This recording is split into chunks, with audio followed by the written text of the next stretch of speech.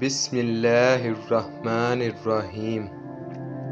بسم اللہ کی برکت کا واقعہ۔ کہا جاتا ہے کہ کسی علاقے میں قحط سالی پیدا ہو گئی۔ اس قحط سالی کی لپیٹ میں نہ صرف انسان بلکہ چرند و پرند سب اس کا شکار ہو گئے۔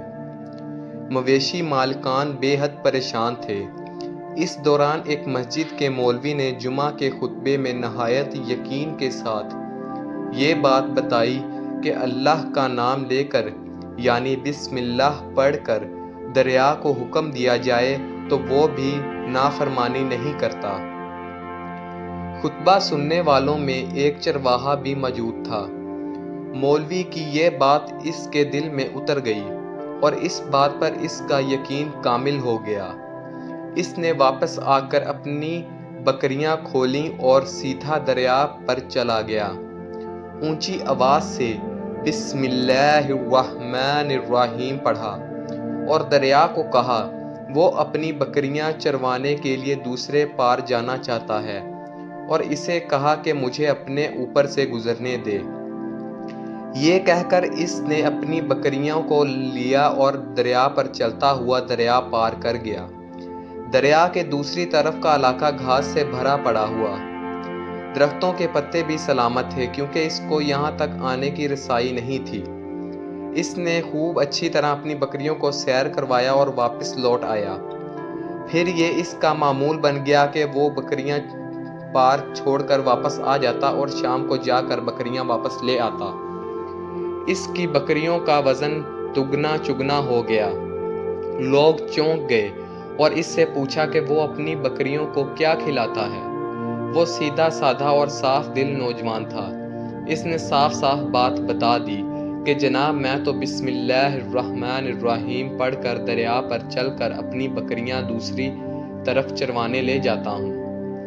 یہ بات سب نے سنی مگر کسی نے اس چرواہے کی بات پر یقین نہیں کیا کیونکہ یہ ناقابل یقین بات تھی۔ مگر بات ہوتے ہوتے مولوی صاحب کے پاس پہنچ گئی۔ مولوی صاحب نے اس چرواہے کو بلایا اور سارا ماجرا پوچھا۔ اس چرواہے نے مولوی صاحب کو ہی حوالہ بنا لیا کہ مولوی صاحب میں تو آپ کا شکریہ ادا کرنے والا تھا۔ آپ نے جمعہ کے خطبے میں جو نسخہ بتایا تھا کہ بسم اللہ کہہ کر دریا کو بھی حکم دو تو وہ بھی انکار نہیں کرتا، تو میں تو بس آپ کے نسخے پر ہی عمل کر رہا ہوں۔ مولوی صاحب حیرت سے اس کے چہرے کو دیکھتے رہے۔ مولوی صاحب نے کہا بھائی صاحب ایسی باتیں تو ہم ہر جمعہ میں کرتے ہیں، فقط ان کا مقصد لوگوں کا ایمان بنانا ہوتا ہے۔ مگر بکریوں والا ڈٹا رہا کہ میں تو بسم اللہ کہہ کر پانی پر چلتا ہوں اور بکریوں سمیت پانی پر چلا جاتا ہوں۔ آخرکار مولوی صاحب نے صبح خود یہ تجربہ کرنے کی ٹھانی، جسے دیکھنے چرواہے سمیت پورا علاقہ بھی آ گیا۔ مجمع زیادہ تھا۔ مولوی صاحب نے ایک دو بار سوچا کہ انکار کر دوں کہ کہیں ڈوب نہ جاؤں، مگر وہ جو مولوی صاحب کو کندھے پر اٹھا کر لائے تھے اب بھی جوش و خروش سے اللہ اکبر کے نعرے لگا رہے تھے اور مولوی صاحب کے حق میں تعریفیں کر رہے تھے۔ آخرکار مولوی صاحب نے اپنے ڈر کو دور کرنے کے لیے ایک رسہ منگوایا۔ پہلے اسے ایک درخت کے ساتھ باندھا، پھر اپنی کمر کے ساتھ باندھا، پھر ڈرتے ڈرتے ڈھیلا ڈھیلا بسم اللہ پڑھا اور دریا پر چلنا شروع ہو گئے۔ مگر پہلا پاؤں ہی رکھا تھا کہ پانی میں گر گئے۔ مولوی صاحب ڈبکیاں کھانے لگے اور پانی کے بہاؤ میں بہنا شروع ہو گئے۔ لوگوں نے کھینچ کھینچ کر باہر نکالا۔ مولوی صاحب کی اس حرکت نے چرواہے کو پریشان کر دیا کہ مولوی صاحب کی بسم اللہ کو یہ کیا ہو گیا ہے، کیونکہ اس کا یہ روز کا معمول تھا۔ اس کے اپنے یقین میں کوئی فرق نہ آیا۔ اس نے بسم اللہ کہہ کر بکریوں کو پانی کی طرف اشارہ کیا اور خود ان کے پیچھے چلتا ہوا پار چھوڑ کر واپس بھی آ گیا۔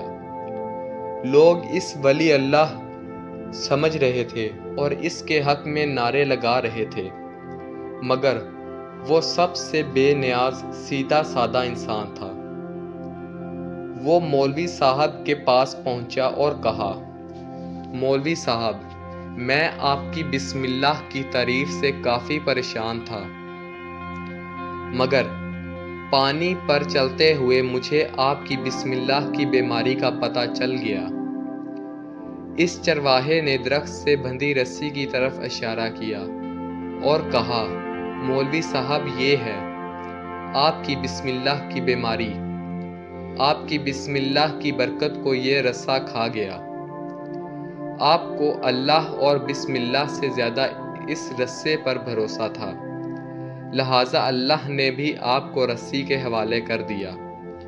پھر کہنے لگا، مولوی صاحب آپ بھی کمال کرتے ہو، میں نے آپ کے منہ سے سنا اور یقین کر لیا، اور میرے اللہ نے میرے یقین کی لاج رکھ لی، مگر آپ نے اللہ کا کلام سنا مگر یقین نہیں کیا، لہٰذا آپ کو اللہ نے رسوا کر دیا۔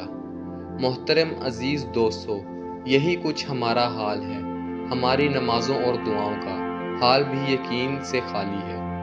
والسلام۔ الصلاۃ والسلام علیک یا رسول اللہ، الصلاۃ والسلام علیک یا حبیب اللہ۔